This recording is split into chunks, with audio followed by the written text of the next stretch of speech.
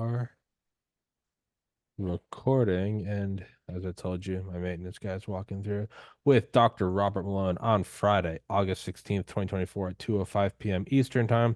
He came on here a couple weeks ago. We were talking about your new book, War. That link is in the description. And you talked extensively during it about GARM, or the Global Alliance for Responsible Media, which is just, another euphemistic, communist technocratic takeover. And interestingly enough, I think it was before or right after Elon Musk and Trump had their interview, GARM Yeah, either that was before. disbanded. It was before, okay. But GARM, I mean, disbanded in the same way a Hydra gets its head chopped off. But because it was such a large prominent theme in your book, I figured it was important to talk about this. And if anyone is also surprised that Dr. Malone is in a crisp, nice suit, and I am in some ratty workout clothes, that is I'm gonna lie and say that's how I show respect is I purposely dress far worse to in relation to my elders to show a Yeah, form of nobility. So, Dr. Malone, how are you doing, sir? I'm okay. So GARM, let's unpack what that was. Uh, and I became aware of it uh, um, really 2 to 3 years ago. We wrote Substacks about it in the context of our efforts on Substack to ferret out, in particular, the mechanisms that were being used to control advertising dollars. And uh, I have the honor of being identified by Wikispooks as the person that broke the story concerning the BBC's um, Trusted News Initiative, and which is one of their kind of globalist, um, consolidated, uh, monopolistic strategies to control all media globally. And so there are these associations that have been set up, ostensibly non-governmental organizations, but with strong government ties and World Economic Forum ties almost always, that are acting to control media.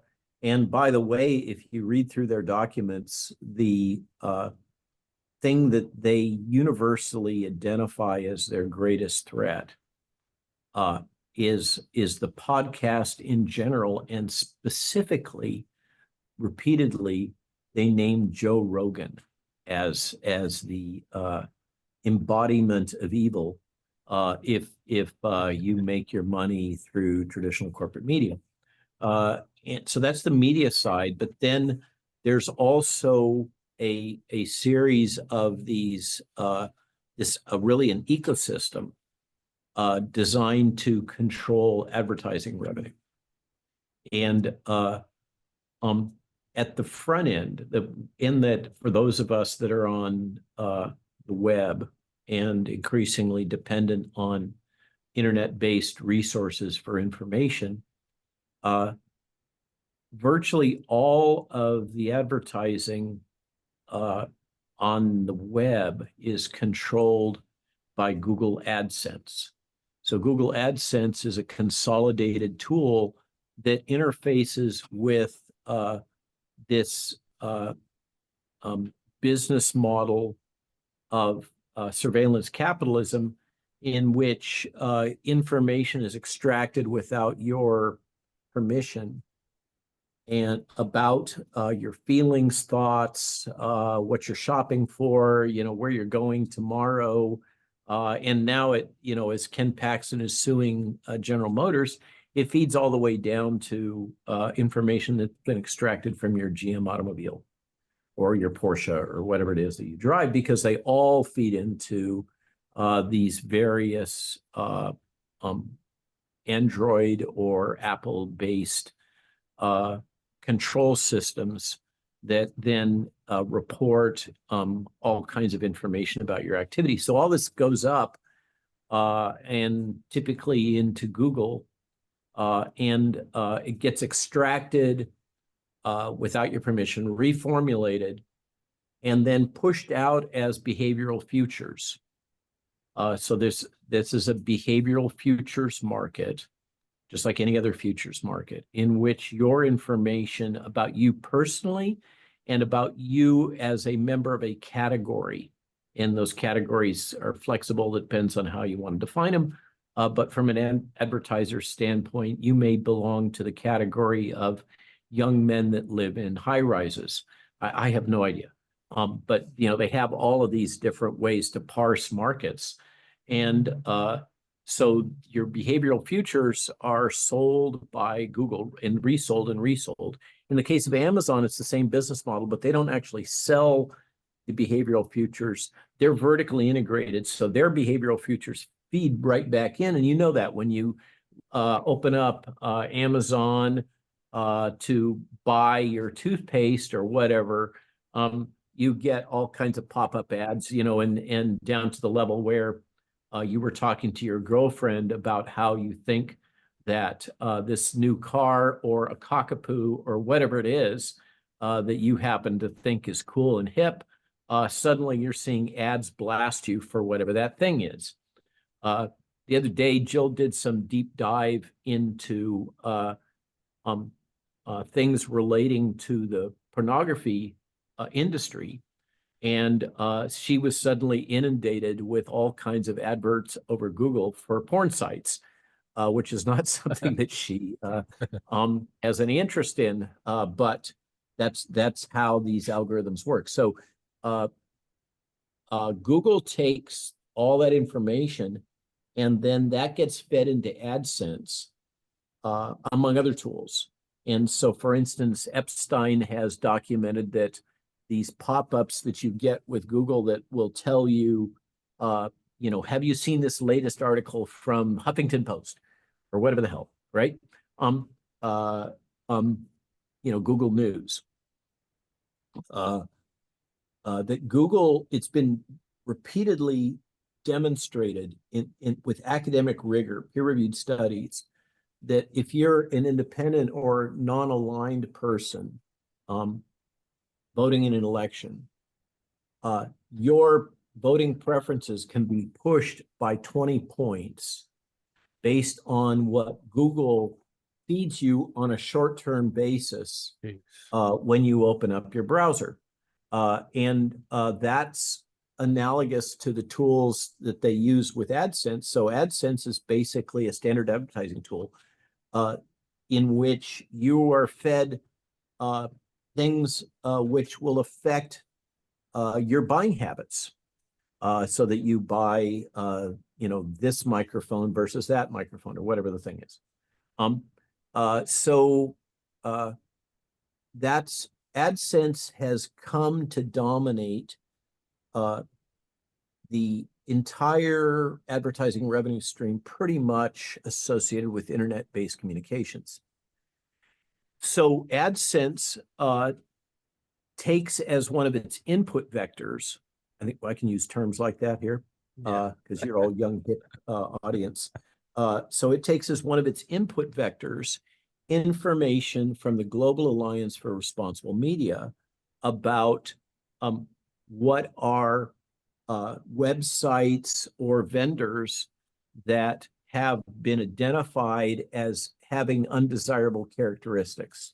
And I say that in a general sense because what constitutes a characteristic that will result in AdSense blocking you, in other words, if your podcast or your website, Tommy, if it's identified as having undesirable characteristics by GARM, you fly an American flag, whatever your sin is, there it is, you will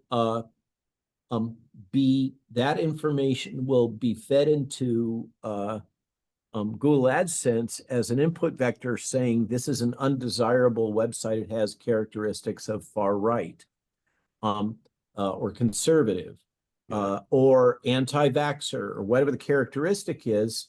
And then AdSense will automatically block advertisers that are within the AdSense community from advertising in any way, such as the automated adverts that many people have on their sidebars. You're not allowed to have that if you have these characteristics. So that GARM is one of the major input vectors into AdSense, and AdSense basically controls all internet advertising. Now, this is in flux because the other variable that's happened here right about this same time, right before Elon filed that lawsuit against GARM, because GARM had acted against Twitter, then X, to intentionally basically cut off at least half its advertising revenue.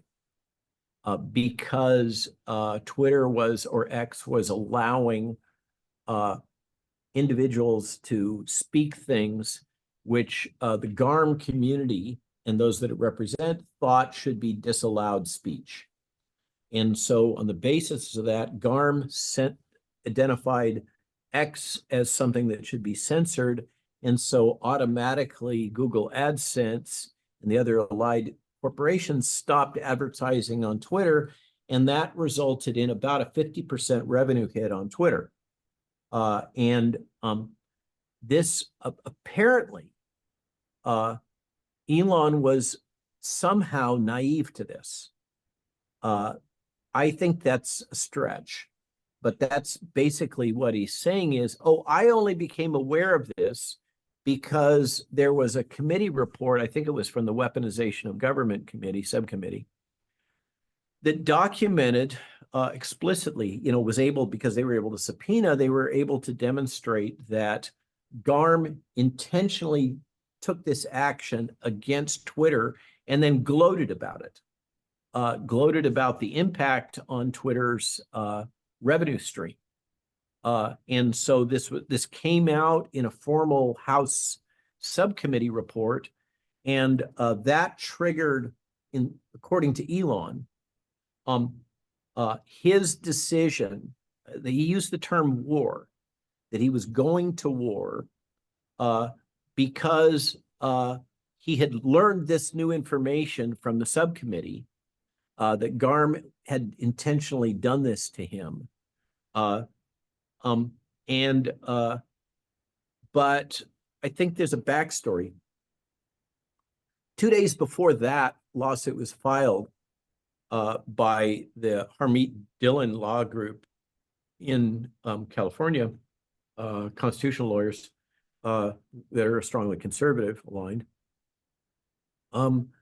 there's a court decision, it's not Supreme Court, it's a district court, that Google was engaging in monopolistic practices by forcing, basically they're paying Apple, among others, to always load a Google search engine within Safari or whatever you open up a search in any Apple product, you basically automatically load Google search tools. And so that was basically deemed to be analogous to the monopolistic practices. You remember Explorer and that whole shit show with Bill Gates and Microsoft that resulted in this breakup of Microsoft and this antitrust award against Microsoft. This is the one where Bill Gates, when he was testifying, was rocking like this notoriously. This is seen as exactly analogous what Google has been doing with Apple and other Android, I guess, and other personal assistant tools. And so that decision came 2 days before the Dillon Law Group filed this thing against GARM. And then GARM, as you point out, GARM kind of is a shell, or an NGO shell or cutout that is closely allied with the WEF, the World Economic Forum, The WEF has championed GARM, it's promoted GARM, it's backed GARM, but ostensibly GARM is the product of the World Federation of Advertisers, previously relatively unknown group. But it includes the likes of Unilever and Pepsi and Coke and, you know, everybody else, all the major advertisers. And by the way, it was Coca-Cola. This is a bit of an aside. After I did the Rogan hit, everybody heard about Neil Young blowing a gasket and kind of getting his panties in a twist and saying he was going to withdraw his catalog from Spotify. But the real backstory, only just disclosed in the same committee report that Elon was citing, was that Coca-Cola had acted on GARM to get GARM to threaten Spotify over literally my broadcast with Joe Rogan. Okay. And it's all documented in this recent committee report. So that kind of illustrates how all this works. Now, how does GARM, just to dig, I feel like I'm getting too deep, but no, you know, going. you asked about, you asked about how GARM works. No, keep going. So going to the side of the earth. The next thing somebody might ask is, how did GARM, because GARM as a shell now has been functionally decommissioned. And just to fill out that part of the story, to the credit of the Dillon Law Group, they didn't just file the X lawsuit against GARM, but they also filed it against a series of corporations that operate within the GARM shell. And so those corporations aren't going away. They're big globalist multinationals, and they were backing GARM and therefore backing the aggressive attacks on X.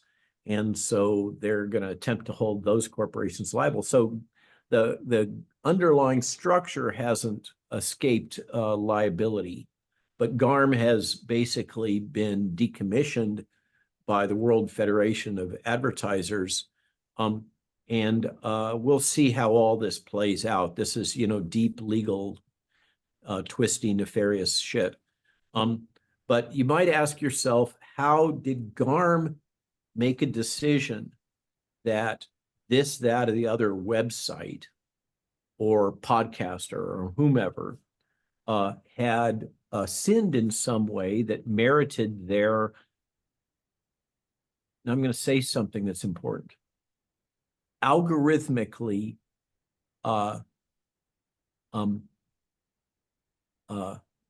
banned from receiving advertising revenue.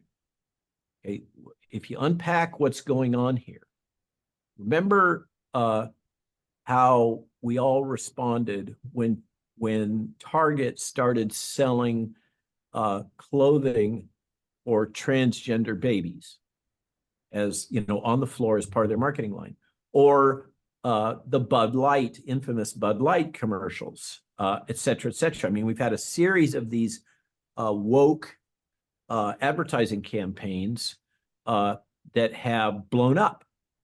And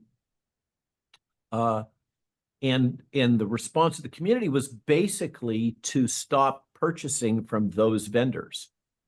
What GARM does is the equivalent of blocking you economically, as if there was a global campaign against you, but it's all algorithmic. And the input vector to all of this is not community outrage from a broad-based community, like, for instance, happened with Bud Light, or Harley Davidson right now is in the middle of another one of those little shit shows from going too woke. I mean, or John Deere, right? John Deere backed off. because Midwestern farmers just didn't want to hear about DEI, right? And same with Harley Davidson. Apparently, the Sturgis motorcycle rally, this is the best thing that's ever happened to Indian motorcycles. So that's kind of old school now.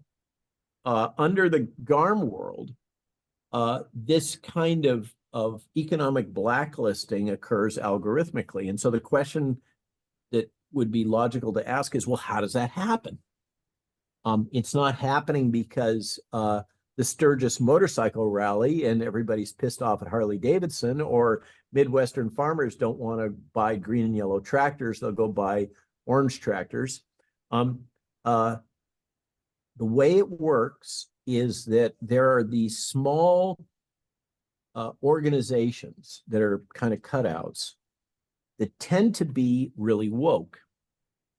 They tend to be very activist, that are employed by GARM, and they use a combination of artificial intelligence to basically crawl the web and identify things that are flagged, and then their own personal bias. And from that, they generate reports saying, here's my list of this month's 100, sinners. Those reports aggregate up through GARM. GARM then throws the switches on those things that have been flagged by their subcontractors, which are, 5, 10, 15-person shops of folks that are, DEI woke, et cetera. And then those flags then get loaded into the likes of AdSense, and bingo, there you have it. So that's the loop, how this whole thing works. And this is all promoted as good. And the best way to get responsible control of internet communications by the likes of the World Economic Forum and the globalists, including the European Union. And so you have this is the other. So Musk ended up, I argue, fighting a two-front war now, because he's now in a battle with the European Union, as we saw as the preface immediately before the Trump interview, which appears to have triggered the dirty trick of a DNS attack, directed domain attack, which Elon should have been ready for, and he said he was ready for it. He talked about having tested load demands on his servers prior to that, but clearly 8 million concurrent viewers. Yeah. And I don't even know, if you think about it, the way that this was all pushed PR-wise,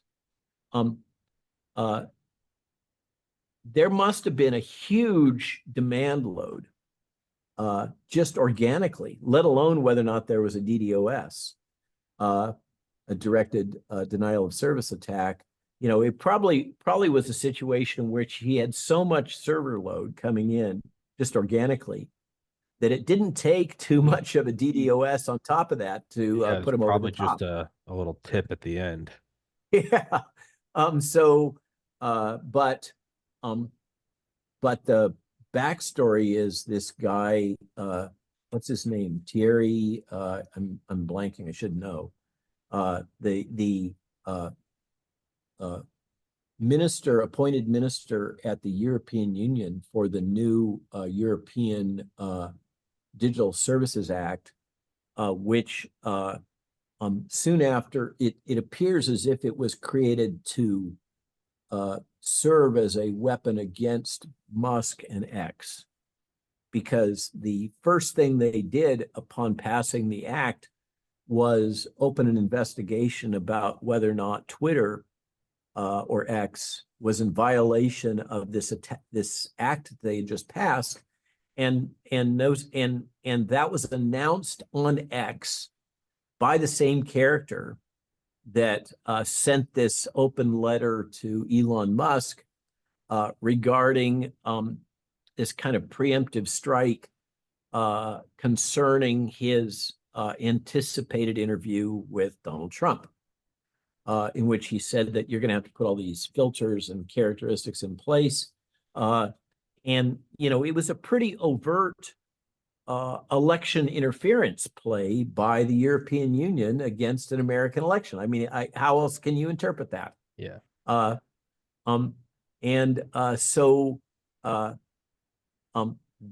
guy that pulled that little trick was the one that previously on Twitter announced that they were going to open this investigation right after the act was passed by the European Council. Then, no surprise, they opened that investigation, and about a month later or so, they concluded that, in fact, yes, X was guilty as charged, and here was its series of offenses. And I've posted that there. If you read them, they're pretty tenuous. They sound awfully contrived and soft and squishy, but that's how all this is playing out. Is absolutely the European Union, and now, of course, the Keir Starmer government in the UK doesn't like Twitter, doesn't like free speech, and believes that open internet platforms contribute to political instability, violence, et cetera, et cetera. And so therefore, it's justified to seek economic damages from the likes of X. And the strange thing about all this is captured in Elon's announcement when he said that he was going to war. He said explicitly, it's been 2 years. I think he said being nice. So and what I found significant about that is that plays into the question we've all had. Why did Musk appoint Linda Yaccarino, who is clearly WEF associated, as the CEO of X? She's been all in on censorship and all that kind of stuff. It appears, if you take Musk's statement at face value, and there's also an interview with the same European Union bureaucrat with Musk, in which Musk is basically sucking up to him and saying, "Oh yeah, we absolutely are really concerned about mis and disinformation in the European Union, and we want to support you." Blah blah blah. It appears that Musk, after acquiring Twitter, made an intentional effort to play nice with the European Union so that they wouldn't whack him like they were threatening they were going to do. And he appointed Yaccarino as the CEO, who's a marketing person with these deep WEF ties. Apparently she did not succeed in the mission of convincing the European Union to go soft on X. And now Elon has pivoted and said, we're going to war. That leads me to speculate about how long Yaccarino is going to be at X, because the whole purpose she was pointed to was to make nice with the European Union, and that seems to have failed. So I think stay tuned. You asked about GARM. It's clearly all part of a great big web of strategy, tactics, politics, economics, seeking to control information and particularly put a leash on Elon Musk. I remember. I don't. Do you remember when Saving Private Ryan came out? What time? What time?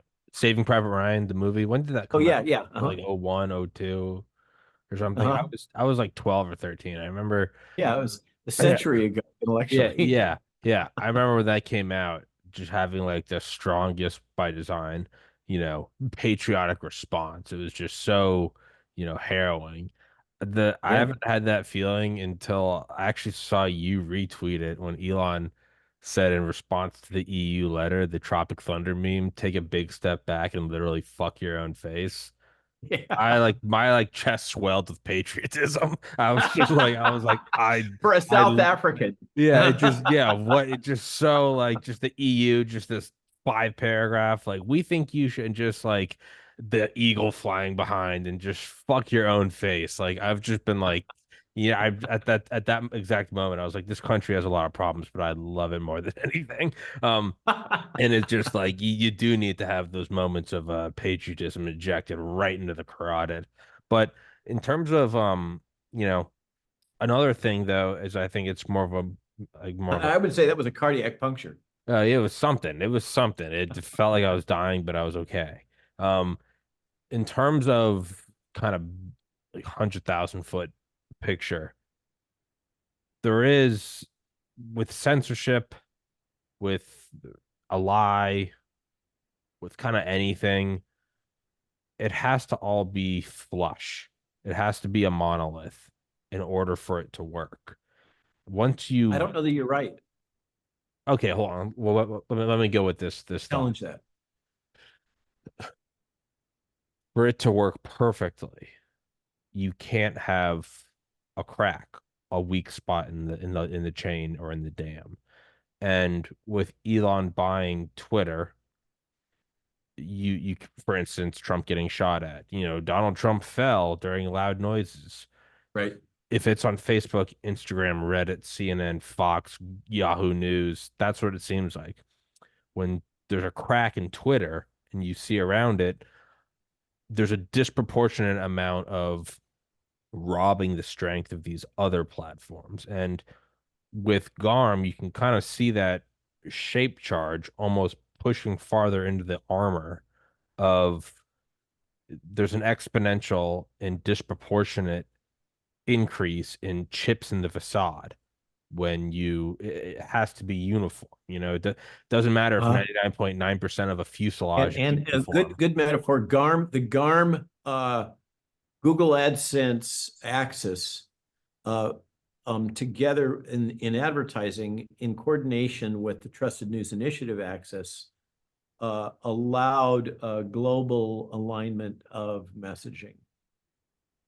And so, like a plane, 99.9% of the fuselage can be perfect. But if there's a puncture, that disproportionate, and the first puncture is disproportionate to any subsequent puncture, it fucks the plane over entirely.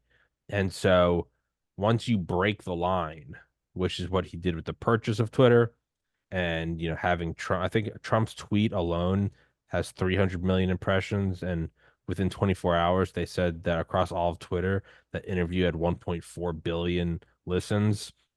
And then with the attack on That's Garm, big.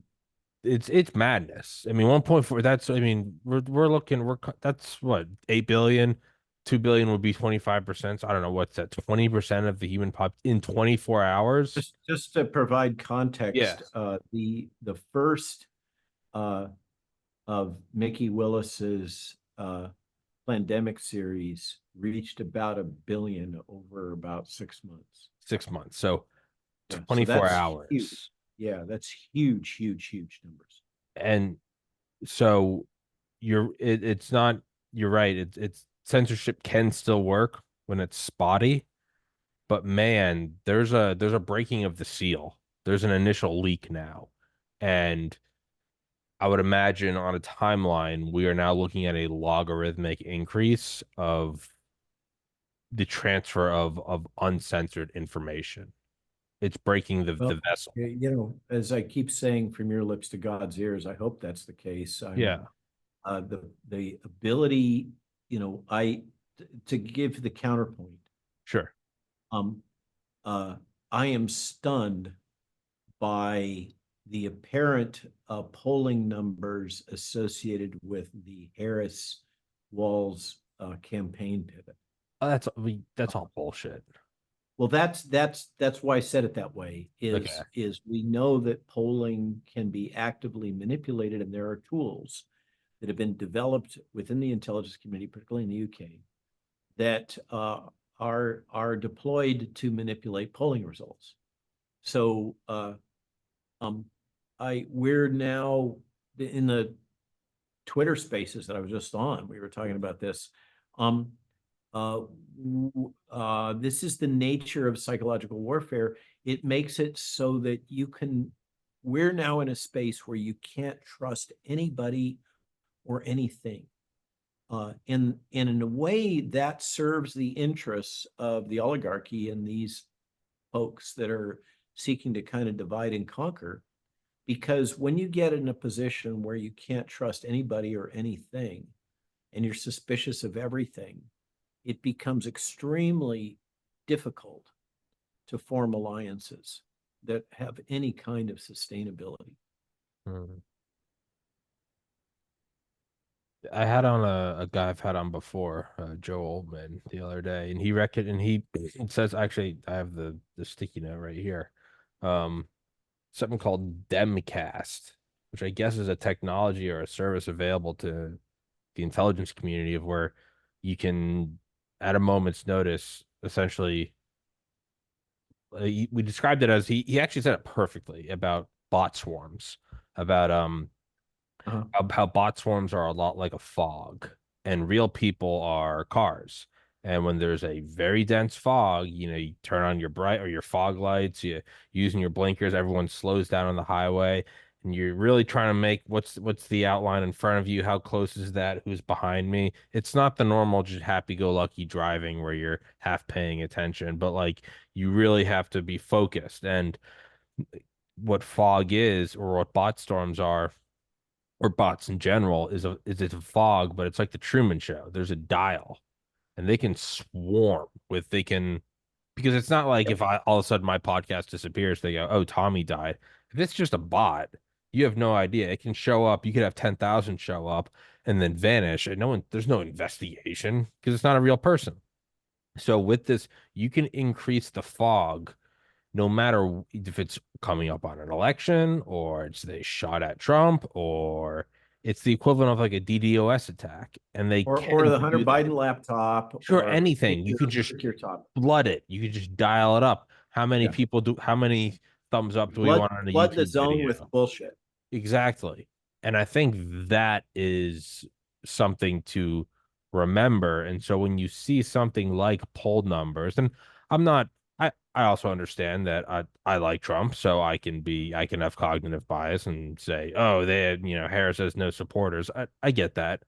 But it's very telling when this comes back to the Elon, Twitter kind of punching a hole in the messaging when you saw in real time, right? It's one thing to see 4 years after COVID. You go, oh, those far right podcasts, oh, they were actually right. But there's a 4 year gap. There's the explosion on the horizon. 4 years later, the windows explode, right? This was same day shit. This was Donald Trump fell at a rally during loud noises, and it's on Twitter. You're like, there's the counter snipers, there's the bullet. This guy was Oh, shot. That guy's a so this is the point that corporate media is already dead. yes, They just don't know it yet. yeah. I mean, They're essentially dead men walking. exactly. And we look at Iraq War. That was like 10, 20 years. You started to see it. COVID was 3 or 4. The Trump assassination attempt was the same day. So when you look at that, you then have to look at that and then in the same breath say the Harris polls are accurate. No, you're like, I just saw Yeah, with my own and so this eyes. is why they have to kill X, Yeah. because Facebook is owned. Mm-hmm. Google is hard left. I mean, they're It's full Dharma. on It's Marxists. straight up Um, government. Yeah. and uh, this is so there's a whole talking about bot swarms. There's a whole cluster of uh, Elon is not who he says he is. He's it's all variants on controlled opposition accusations, which I assert when you see somebody continually spouting the accusation of controlled opposition, it's pretty pathognomonic that they are in Yeah. fact controlled They're opposition. yeah, yeah. They're the false flag. But so um, there's this swarm of logic threads around Elon Musk is controlled opposition. He's not who he says that he is. He's a government contractor. He's tied to Peter Thiel, who is absolutely tied to the CIA, Mhm. on Palantir, blah, blah, blah, Neuralink, government contractor for SpaceX, and the Dragon module and everything else. So he's really just another cog in the multinational globalist plan. But then there's you talk about cracks in the narrative. I don't know if you recall, if you tracked right after Twitter was purchased. Um,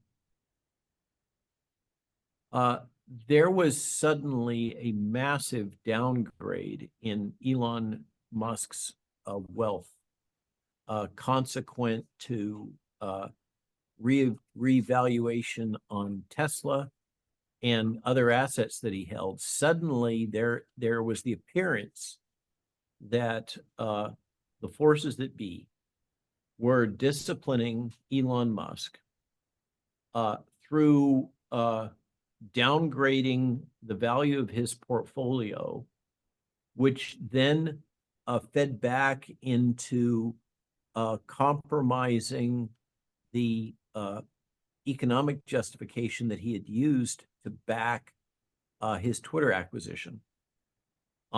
And as I was watching it, I thought, oh, this is pretty clearly a weaponized play to get him to either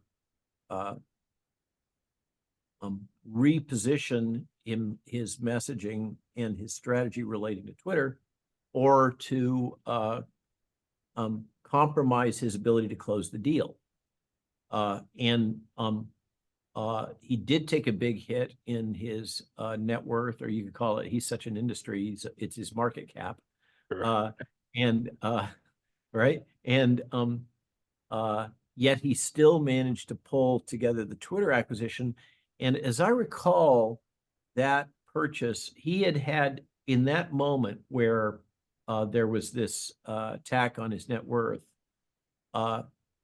he pivoted and sought Middle Eastern money, which capitalized, in the end, significantly capitalized the X acquisition.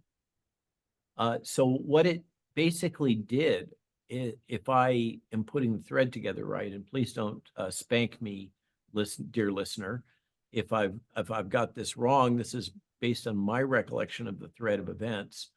The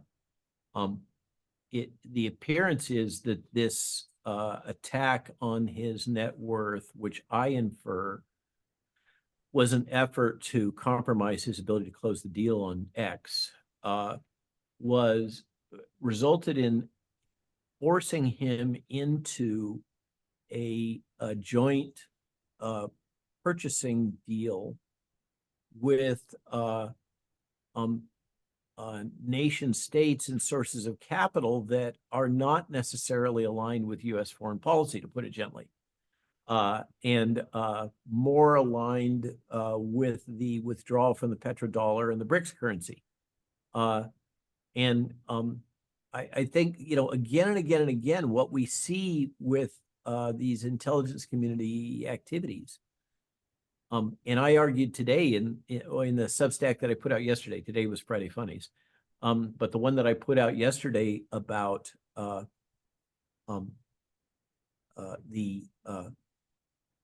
disaster capitalism or disaster cronyism, is that if you just park the ethics of that, which are gross, and just look at it straight from realpolitik Machiavellian frame of reference, the problem with exploiting these disasters or creating them in order to foster change is that it's not sustainable. You get these short-term successes, and this is classic what happens with the CIA again and again and again. with their regime change activities, etc., they get a short-term blip where they achieve some objective, but they've got a word for it, the long-term consequence. They call Blowback. it blowback.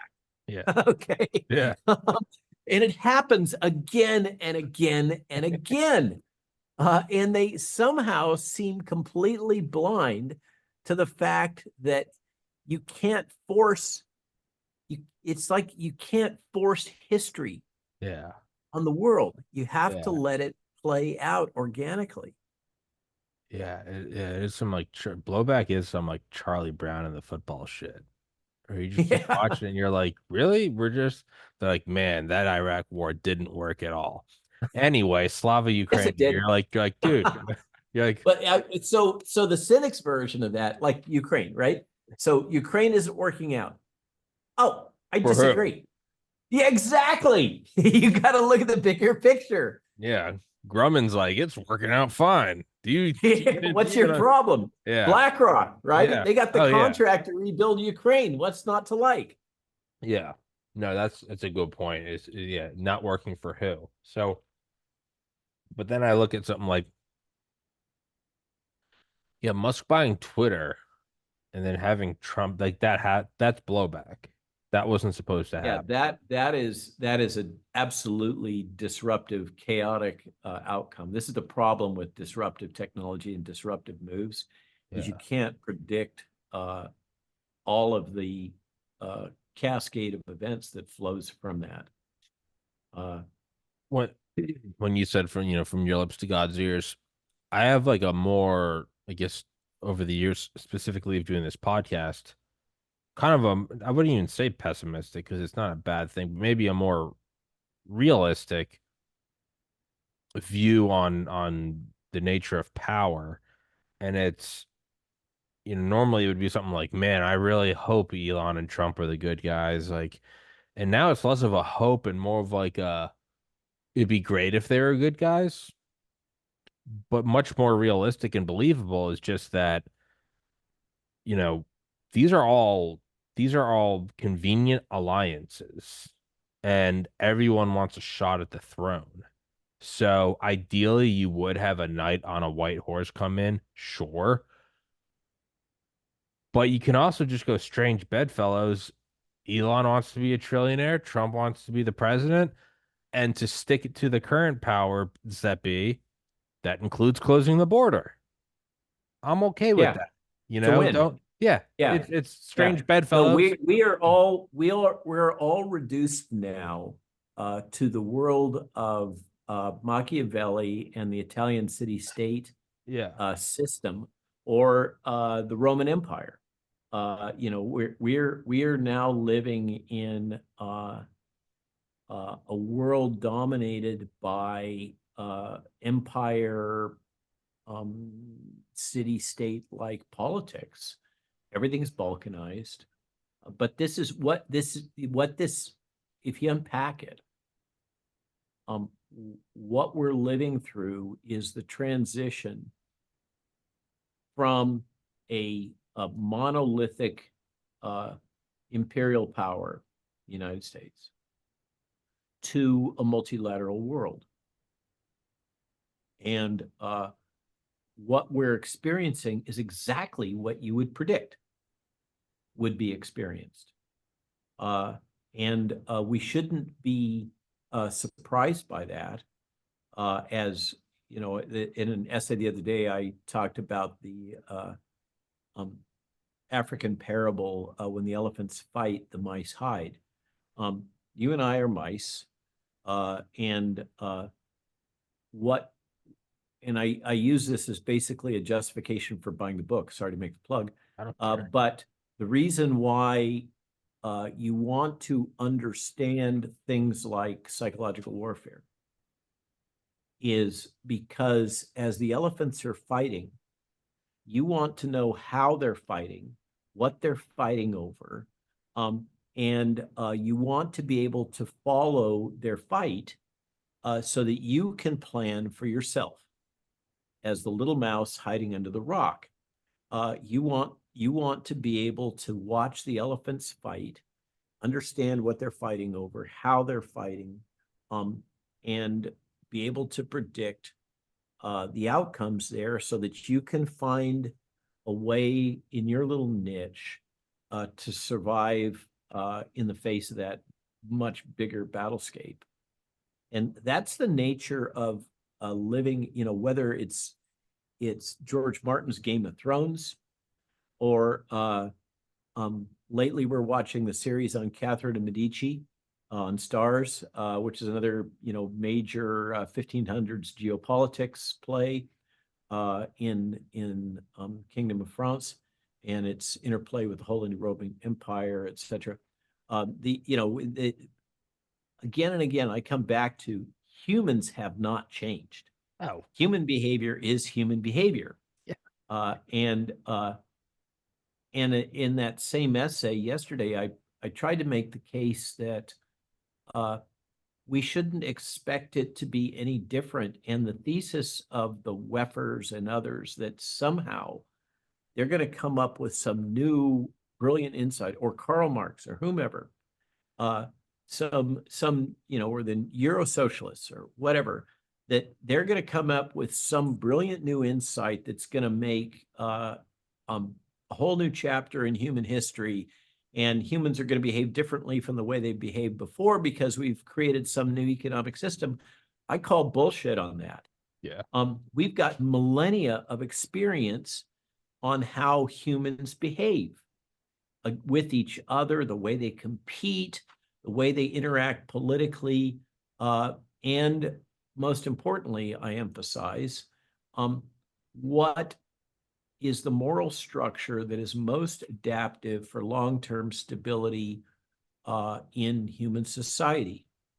And one of those highly evolved moral structures that have developed over millennia is captured, I argue, as what we call Judeo-Christian ethics and morality. I'm sorry, I'm going to offend everybody who is a literalist in terms of the Bible, but from my frame of reference, the Bible is an amazing capture of accumulated human wisdom over millennia.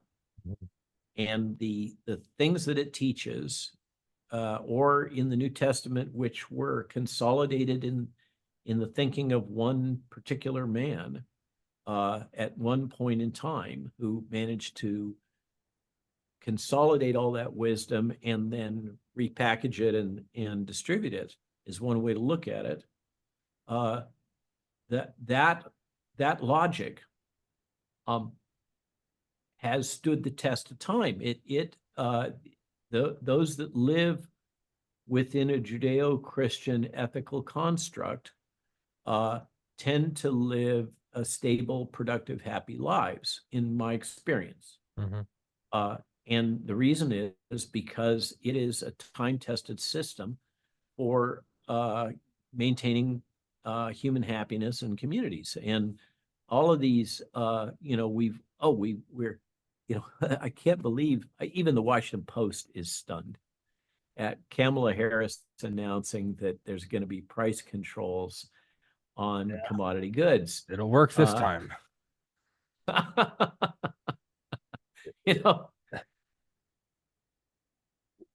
One thing I think about what you're saying is Terrence McKenna called it, and I don't even know if it was his idea, but he was a great orator. He called it the archaic revival. And it's when you hit a point in society, in civilizational life, where nothing makes sense, you reach back to a time where things did make sense. Even if it's not ideal, you go, well said. Kind of looked like it worked. I think for me, a couple years after losing my brother to suicide, and I started this podcast, I had been a real, lazy, depressed, drug using, whatever. I reached back to when I was pre-med at UGA, in that get up early, go to the gym, cold shower, meditation, do some form of learning, go to bed early. And on face value, it's like, yeah, that was miserable. I've been doing that really for the last 5 years, building this podcast. And to me, that's like my own archaic revival. It has nothing to do with medicine. I'm not studying to get into a grad school. but the structure made sense. Is it perfect? Absolutely not. But in comparison to where I had deviated from, just, finding therapy in pills and living at home with my parents at age 30, that wasn't working. And what McKenna says is he goes, a bunch of bankers and colonialists came here, and it was like what made sense. We're coming out of the dark ages, what made sense? And it was like, kind of like Greco-Roman ideas of democracy, even like pillars.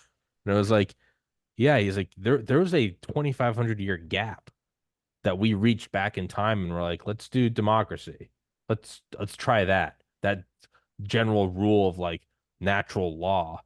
And it Greece and Rome didn't like precede America chronologically by a year. There was a large turn in like not doing that. And we reach back in time, and he goes, and you reach back in time and you hang your hat on something that made sense. And right now, I think a lot of people, I know just firsthand talking to people through this show, there are a lot of people that, whether or not they even believe, they're like, yeah, the kind of the Ten Commandments, rise with the sun, go to bed with the sun, eat healthy. It kind of makes sense. I don't Yeah, go entirely back to get it. basics. Yeah, What? go back to basics. Yeah, no, and it really is. It's like, and it's weird because we're not 2,000 years ago. We have iPhones and Uber Eats and Wi-Fi, but as a general template, it kind of make you respect your elders. Don't try to fuck your neighbor's wife. Be a good father. Don't Leave. kill. Yeah, leave. Yeah, don't kill anyone. Leave the world better than you found it, and ultimately be your brother's keeper. Yeah, it's as a premise, we'll take it. It's you're at the airport. It's Along those 3 a.m. You're lines, yeah. along those lines, this was kind of at the core of the argument that I made yesterday that it wasn't um, disaster capitalism, it was disaster cronyism. I went, as you know, I've kind of become a fan of Murray Rothbard and the Vienna School of Economics and the Mises Institute.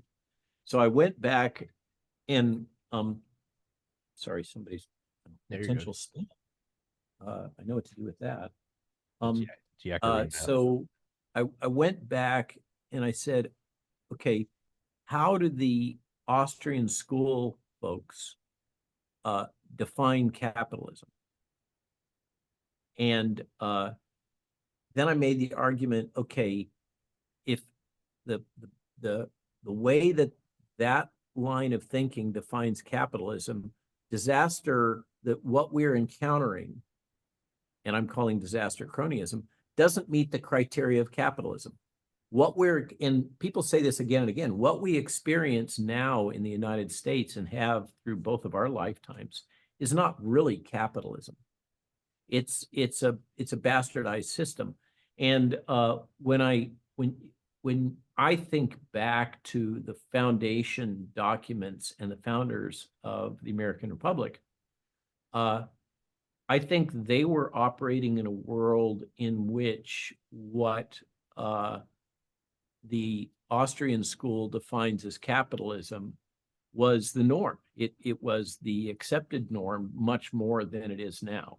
There was still cronyism, but in terms of the transactional relationships between these kind of farmer small business people that constituted the backbone of the American colonies in terms of the economic activity, it's more aligned with Austrian school definitions of what capitalism is, as opposed to what we have now. Hmm.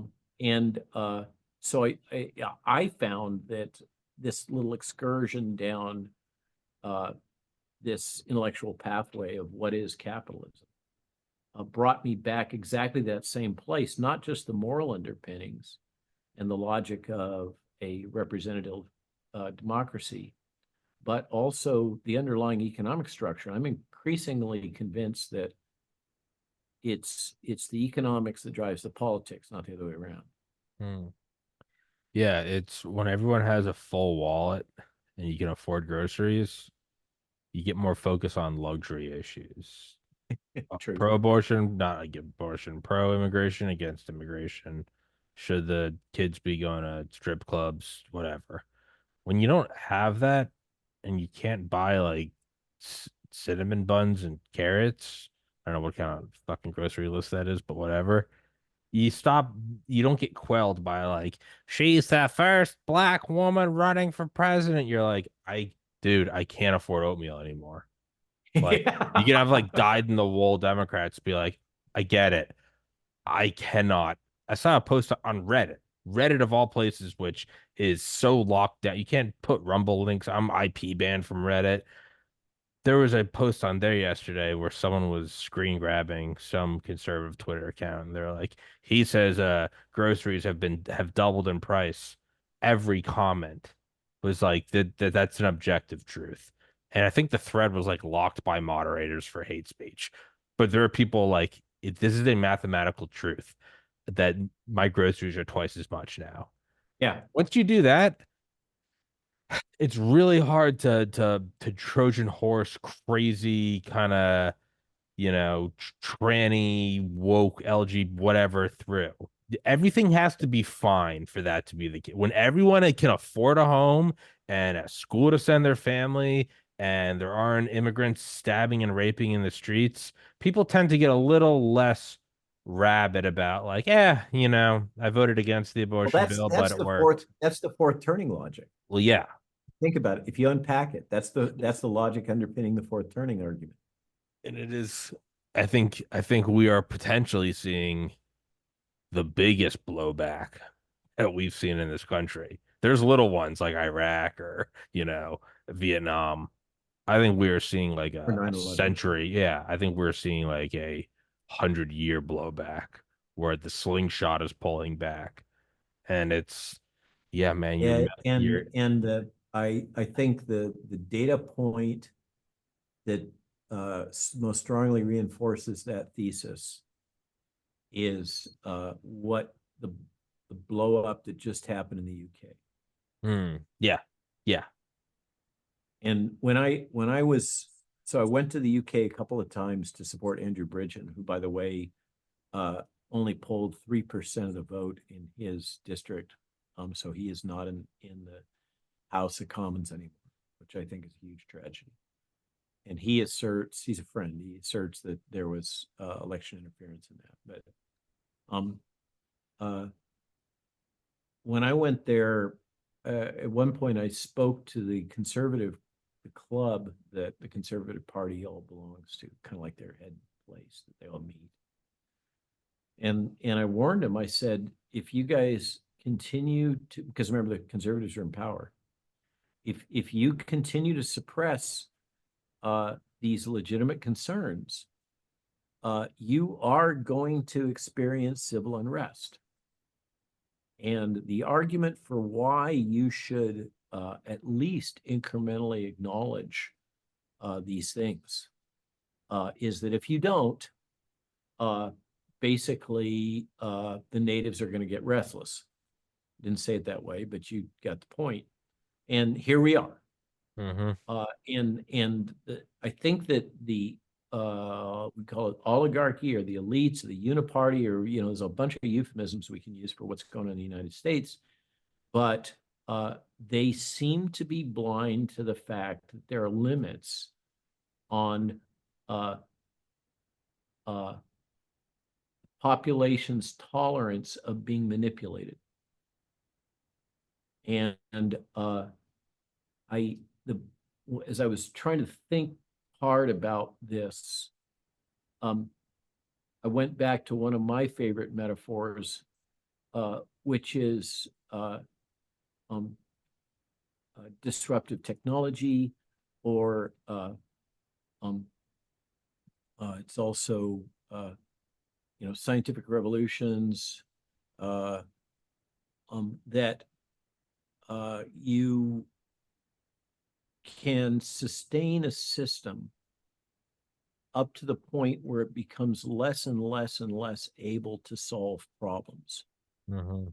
And as you approach that asymptote, this is a calculus metaphor.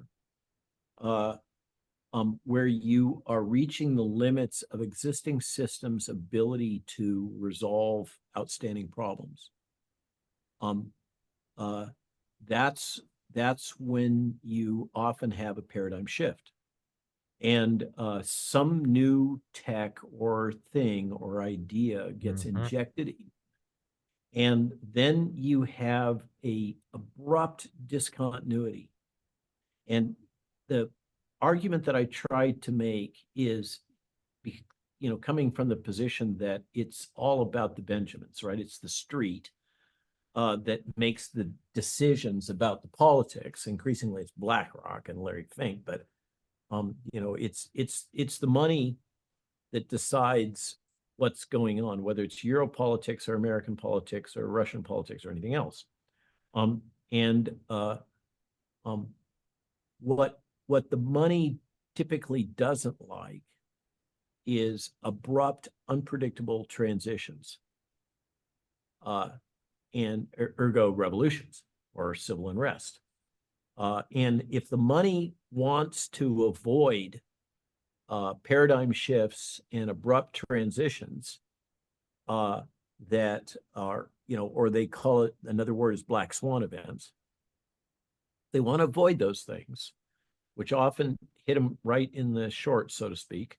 Uh, um, they ought to facilitate gradual change. Mm-hmm. And censorship is like kryptonite to gradual change. You cannot have adaptation and innovation in the face of a censorship society. And I think that's the most compelling argument for why all of this dysfunctional attempts to control information and thought need to be suppressed. They need to be put in the can. And the people that are promoting it, as I said yesterday, ought to be given the Napoleon Bonaparte treatment and shipped to the island of Elba. I don't say hang them all. I don't want to foster hate and violence, but I think we need to kind of take them out of Yeah. society and park them somewhere because they're not helping. Yeah. Yeah. And if they don't, I mean, the system's going to it's To like be the held to pay. yeah. Well, I mean, it's what you're talking about with change, and yeah, I've always thought, if I was like a dictator, I mean, you'd have to have times of like good time because you can shear a sheep many times, you can skin it only once. Now would be a time where I'd be like, okay, so we're gonna cut down on profitability. The middle class has to have they have to have a 10-year boom right now. We got to do a 1950s nuclear family and Elvis and Shake Shack stuff. You have to give some growth because if you don't, I mean, think about like Three Gorges Dam. You can block up a river, but they've blocked up so much water that it's actually slowed the Earth's rotation by like a millionth of a second. But nonetheless, there's the conservation of energy. You can stop the rivers, but now it's affecting the planet. So it's like, which do you That's want? Do you that's a want to good. let I've never heard that before. That's a fascinating metaphor. it is? So it's like we let it out, open up like this, what are the sluice gates, let some water out, or it's like, no, we will the arrogance of man, like, or we will stop the river. And it's like, for a little bit, for a little bit. And so, yeah, no, you can play whack-a-mole. You can censor, vaccine mandate, inflation, no border, foreign wars. Sure, you can do it for a bit. It's gonna, the Earth's rotation itself is gonna start to Well, be and so that the yesterday's Substack, the emphasis was on this Daily Clout essay about um, disaster capitalism and that it's not sustainable. And their emphasis was that Pfizer, Moderna, and BioNTech have now lost more market cap than the economies of most of the mid-sized countries in the world. fuck. Yeah. Yeah, no, Yeah. yeah, it's Boom. yeah. And Bada boom. it's That yeah, was what I put on Twitter. Bada boom. yeah. When I mean, I yeah, cross-posted that article. yeah. Yeah. It's gonna happen at a larger and larger scale. So that's kind of the interesting thing about it is like you have, I don't know, you have some farmer on top of the Three Gorges Dam and he's trying to tell you, and you can kill. You don't have to listen to him. The thing is so much bigger than that guy. And so that's the thing. Yeah. It's like you can censor this episode, kill me, kill Dr. Malone, kill Rook. You can. No, you can. And you can keep pushing the parade for a little while. The reckoning will be biblical. And it's just like Yeah. And the it's longer you postpone it, the more biblical it'll the be. worse it, the longer you hold it in. I'm gonna, as a guy that does podcasts, try the longer you hold it in, you gotta go to the bathroom. It gets to the point where you have to like go waddle over because your bladder's gonna explode. Just let it out the And on pressure, that man. note, Yeah. On that note, we'll wrap this up. Guys, go in the description. Go grab his newest book, War, the other book. Lies My Government going to Told be Me. out. We've sent it War to the not out publisher. yet. Oh, We've sent it to the publisher now, and it comes out on the 8th. It's supposed to ship. And from Amazon, you can get it as a 10% discount right now. And oh, by the way, my friend Kent Heckenlively, Ken. JD, best-selling author, is also coming out with a Skyhorse publication that's going to drop right before us. It's all about revealing stuff about the CIA. So that's another one to kind of watch for. Almost sounds like the two of them might be bookends. Okay.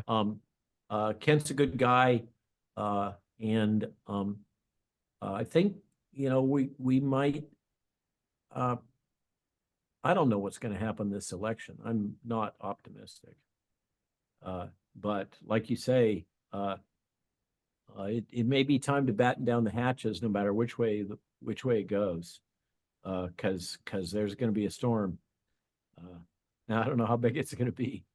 I'm optimistic in that, not in the sense of my guy's gonna win or Trump is a white knight, but the idea that power and alliances are conditional. And I think you have a lot of other people right now in char or in second tiers of power going, hey, we can take a shot at the throne. We can go rile up the peasants. That's why I'm a little more optimistic. Isn't because I truly believe the good guy's coming. I just think that there's a huge opening for someone else to usurp the throne, and someone else wants the throne. Human history says that's what's happening. So it's Yeah, and it's playing out globally though. yeah. I mean, imagine And being like a shrew and you're living with the dinosaurs and you're waiting for like the white knight shrew to come. Yeah, how much does a shrew weigh? A pound? And then there's like 100-ton ounces. brontosaurus. And you're going, okay, we're gonna wait forever for the white knight shrew to come. Or that bright light in the sky looks like it's gonna fuck up these dinosaurs. Maybe we just go underground for a little bit, batten down the hatches, and then there Yeah, are stars. And we came from the shrew. So, yeah. hey man, I'm looking at like Trump is more of not like a white knight, but more of like the KT impact asteroid. And I'm like, it's in, you know what? Why do I care about it? If the asteroid doesn't kill me, the dinosaurs will. So I'd rather the asteroid try to kill the dinosaurs and maybe I have a shot. And maybe not. What do I know? Okay. But yeah, that's why I'm optimistic. It's like a pessimistic optimism. I'm optimistic because I'm pessimistic, if that makes sense. That may be the best we can get, Yeah. or another way is look back uh